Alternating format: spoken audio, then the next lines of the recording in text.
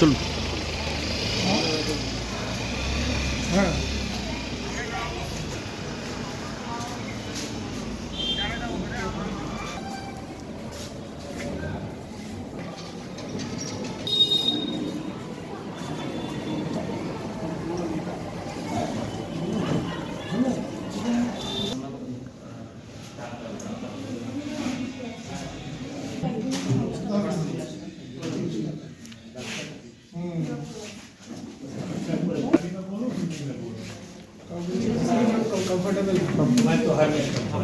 গিয়েছিল বলে চলে আসছি। কোথা থেকে পাস করে তো এমনি করবেন ইচ্ছে করবেন ইচ্ছে কিছু বলা যায় না। আপনি কথা সকাল থেকে আমার শিফট আপাতত কি প্রবলেম থেকে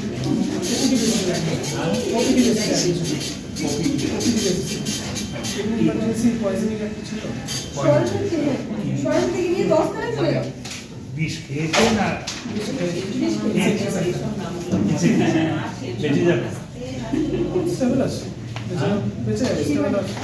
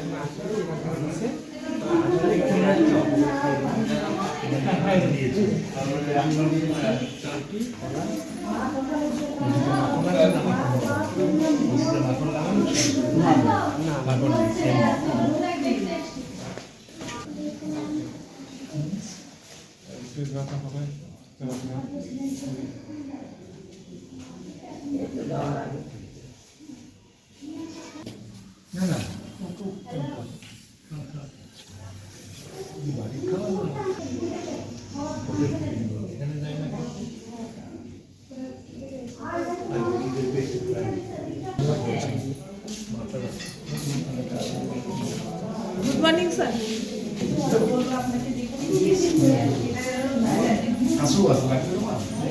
এখানে যেগুলো সময় মানে হয়তো তারা করে আমরা যেতে গিয়ে মানে অ্যাক্সিডেন্ট হয়ে যাবে। অসুস্থ হলে তো আমি বলে না, যে কেউ হতে পারে। না না না, কিন্তু ওই যে সমানে জল পড়ছে, বেশ এখন পড়ছে না তো।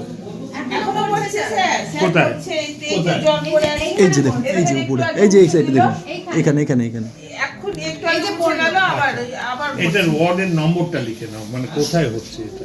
এটা room number 4, male medical word.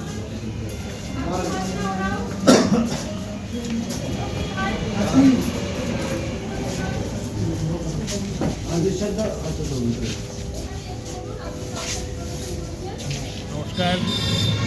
আমার একটা যেটা চিন্তা ছিল সেটা হচ্ছে ওই ল্যাকটেড স্যালাইনের ব্যাপারটা ছিল, তো সেটা আশ্বস্ত হলাম, কারণ সিএমও বললেন, আর এখানেও এসে দেখলাম যে ওইটা দুদিন আগে ওইটা সব প্রত্যাহার করা হয়েছে।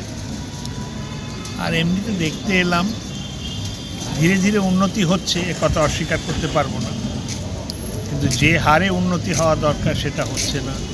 যেমন এক এক জায়গায় একটু জল পড়ছে ছাদ থেকে, পিডব্লিউডি নাকি ওটা ঠিক করবে। তো আমি মোটামুটি স্যাটিসফাইড, খুশি যে আস্তে আস্তে উন্নতি হচ্ছে, কিন্তু যে হারে উন্নতি দরকার সেটা আরও ত্বরান্বিত করার দরকার। কারণ আমাদের এই জেলায় একটাই ডিস্ট্রিক্ট হসপিটাল এবং এইটি আমাদের ভরসা।